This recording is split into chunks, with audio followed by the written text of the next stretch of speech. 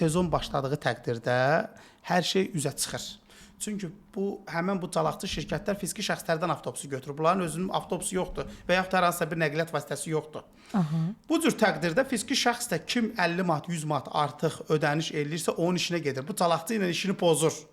Başa düşdünüz nə demək istəyirəm? Başa düşdüm. Təsəvvür edin ki, bu calaqçı şirkət sizin hər hansısa bir travel şirkətiniz var. Sizin travel şirkətinizdən bu calaqçı şirkətə avtobus sifariş olunub. Səhər 50 nəfər, 100 nəfər qrupu gəlib bunun. Hava limanından düşüb.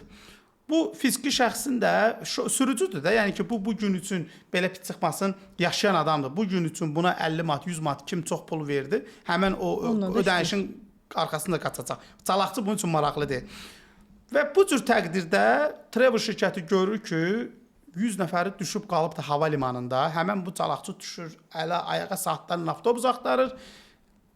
Turistlər də ölkəmizə hələ təzə düşüb. 50 nəfəri, 100 nəfəri bura gətirmək üçün qandan tərdən çıxırlar. Nə qədər müəyyən vəsait xərcləyirlər. Həmin calaqçı şirkətlərin ucbatından elə o xaricdən buna verən, belə deyək də, qeyri-peşəkar işinə heç bir nəqliyyat vasitəsi olmadığına görə həmin bu uzun 1 ildə, 2 ildə nə qədər qoyduğu vəsaiti də itirir.